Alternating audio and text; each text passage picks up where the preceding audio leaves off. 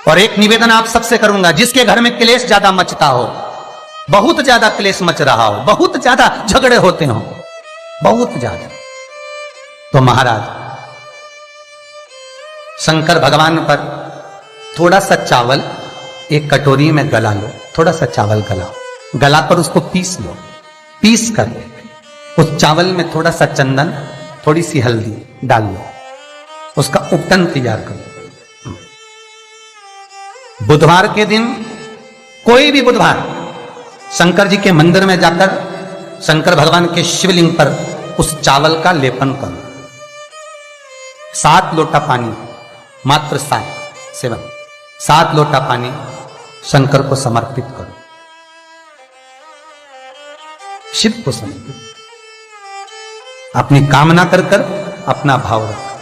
जब वापिस चलो, जिस कटोरी में से भगवान शंकर को आपने उपटन लगाया था, वही कटोरी घर लेकर आओ। घर के मूल स्थान जो भी हैं, हर हॉल में, कमरे में उसकी एक एक बिंदी लगा दीजिए। मात्र 3 बुधवार आप कर लीजिए, आपके घर में कभी क्लेश नहीं हो सकता। भूमि का कितना भी दोष होगा, सिद्ध हो। जिस घर में रुपया आ रहा है, जा रहा है, 1 रुपए कमा रहे हो, 100 रुपए खर्च हो रहा है, घर में पैसा नहीं दिख रहा, व्यापार तो अच्छा कर रहे हो, घर में 4 लोग कमा रहे हैं, सब कोई मिलकर कमा रहा है, तो भी पैसा नहीं दिख रहा, तो भी धन नहीं दिख रहा, रुपया नहीं दिख रहा। महाराज, अगर धन संचिता में नहीं पड़ रहा हो, धन संचिता में नहीं आ रहा, तो महाराज शिव महापुराण की कथा कहती है, तिल्ली का लेपन, तिल्ली काले कलर की तिल को लेकर उसके साथ में थोड़ा सा चावल,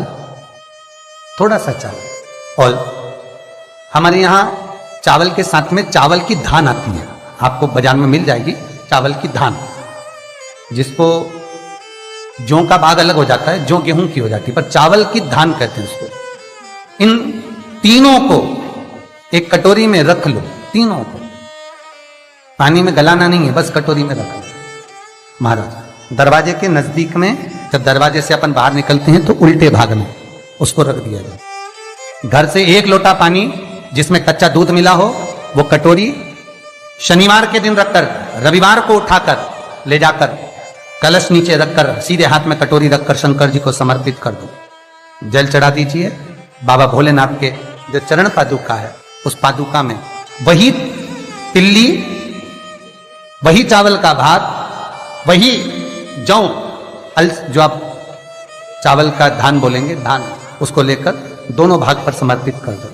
आते समय वो दोनों भाग पर चढ़ी हुई तीनों चीजें उठाकर लेकर आ जाइए। दुकान में, व्यापार में, व्यवसाय वाली जगह पर उसको रख दीजिए। कभी जिंदगी में संपदा कम नहीं होगी, संपदा बढ़ेगी। 3 रविवार आपको करना है सुख की प्राप्ति के लिए, ये भूमि के दोष को मिटाने के लिए। आपको कथा में पहले भी कहा था, 12 नक्षत्र, समय, घड़ी, पल, दिन, ये जितने भी बनाए हैं मेरे महादेव ने बनाए, मेरे शंकर ने निर्मित किए। एक एक पल, एक एक घड़ी, एक एक क्षण शिव बनाता। 4 महीने चतुर्मास के भगवान विष्णु देव सोनी एकादशी पर जब सोने जाते हैं, तो भगवान शंकर को बुलाकर कहते हैं, ये 4 महीने जितना दान, पुण्य, सत्कर्म, संकीर्तन, भजन, कीर्तन जो होगा शंकर, ये मैं नहीं करा सकता, तुम करा सकते। इसलिए चतुर्मास की शुरुआत ही श्रावण से, इसलिए चतुर्मास की शुरुआत ही श्रावण से है। शंकर कहते हैं, पहले जल में चढ़वाता हूं, पहले मैं भजन करवाता हूं, स्मरण करवाता हूं, कीर्तन करवाता हूं, जितना भजन, दान, पुण्य, स्मरण, नाम, कीर्तन जो होगा चतुर्मास के अंतर्गत, वो सब देवभाग को प्राप्त होगा। पितरों को, पूर्वजों को, आहूतों को दान करो, पुण्य करो, सत्कर्म करो, चाहे गौ माता को दो, चाहे बहन बेटी को दो, चाहे किसी भिक्षुक को कुछ दो। उस समय तुम्हारे चेहरे पर सल नहीं होना चाहिए, उस समय तुम्हारे चेहरे पर, तुम्हारी नैनों में अश्रु नहीं होना चाहिए, उस समय तुम्हारे चेहरे पर प्रसन्नता होना चाहिए। घर पर बहन बेटी आ जाए और बहन बेटी राखी बांधने आई, बहन बेटी तीज त्योहार पर आई और तुमने एक साड़ी दी या 500 रुपए दिए या 1000 रुपए दिए या 2000 रुपए दिए और भाभी का मुंह भगोने जैसा हो गया, चेहरा उतरा हुआ। भाई राखी बंधवाने बैठा तो पहले जेब में अंदर से जाकर पत्नी से पूछकर आया, इसको 500 देना है कि 300 देना है। राखी बंधवाने से पहले, पाटे पर बैठने से पहले, आसन पर बैठने से पहले सोफे पर बैठने से पहले जब भाई राखी बंधवाने बैठता है तो पहले अंदर जाकर अपनी धर्मपत्नी से पूछता कितना देना है। क्यों भैया, कमा तू रहा है, ला तू रहा है, तो फिर धर्मपत्नी से क्यों पूछा कि कितना देना है? पत्नी को यह कहना था आज मेरा मन है, बहन साल भर से नहीं आई, कुछ तो लॉकडाउन में 4 महीने से फोन तक पे बात ही बात होती रही, आई नहीं, 1 साल हो गया, मेरा मन कर रहा है आज मेरी बहन को मैं 2000 रुपए दे दूं, साड़ी के भी हो जाएंगे, चूड़ी के भी हो जाएंगे और देना हो जाएगा, आज मेरा मन कर रहा है। तुम्हें बोलना चाहिए, तुम्हें बताना चाहिए। और अगर पत्नी को कहे पति कि तुम 2000 रुपए दे रहे हो तो धर्म पत्नी का फर्ज है, धर्म पत्नी का फर्ज है, क्योंकि तुम भी किसी की बहन हो, तुम भी किसी की बेटी हो, तुम्हारा फर्ज है कि तुम अपने पति को कहो सुनो 2100 दो, मना नहीं है, 500 रुपए अलग से चूड़ी के दे दो, 500 रुपए अलग से बहन बेटी आई है तो गाड़ी का किराया दे दो। ये जब धर्म पत्नी अपने पति को कहेगी, पति के चेहरे पर प्रसन्नता होगी। मुझे उम्मीद है आज आप अपनी ननद को दे रहे हो तो आप जब अपने मायके जाओगे तो आपकी भी भाभी इतना ही सम्मान देगी। क्यों? एक उंगली जो हम किसी पर उठाते हैं तो ये 3 उंगलियां हमारी ओर जाती है। हम एक के लिए अगर व्यवस्था करते हैं तो कहीं ना कहीं आपकी व्यवस्था भी पूर्णता में हो पाती है। आपकी व्यवस्था, आपका भाव, आपका आनंद, आप किसी के लिए अगर समर्पित हो रहे हो, आप किसी के लिए समर्पण कर रहे हो, आप किसी के लिए अग्रण्य हो रहे हो तो वहां से पूर्णता का अग्रण्य का भाव तुमको भी प्राप्त होगा।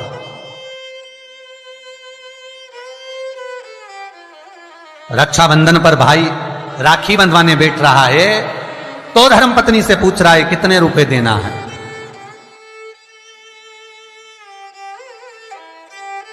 प्राण छूटने के बाद भगवान विष्णु लक्ष्मी से पूछे बता इसको नरक भेजू कि स्वर्ग? अरे बोलो तो रे भाई, भगवान विष्णु अगर अपनी पत्नी से राय ले तो, भोलेनाथ देने से पहले पार्वती से राय ले तो, इंद्र कार्य संभालने से पहले इंद्राणी से राय ले तो, ब्रह्मा ब्रह्माणी से राय ले तो नहीं,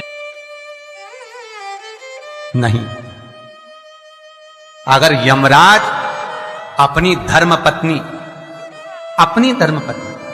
दक्षिण से पूछे, ए दक्षिणा तू बता कि ये जो मरा है इसको मैं स्वर्ग भेजूं कि नरक?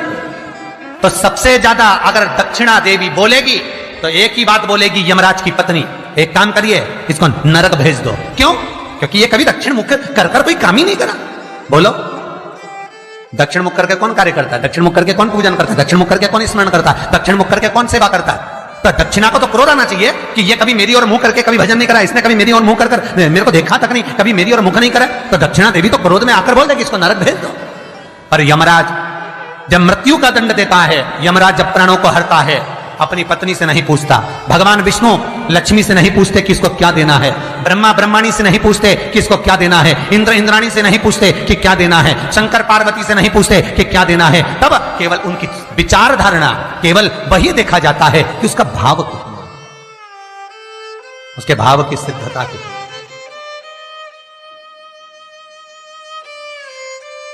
पर आज का जमाना है, बहन जैसे ही आई राखी बांधने, भैया चलो बैठो पाटे पे, अंदर अभी आया, अंदर गया, कितने देना?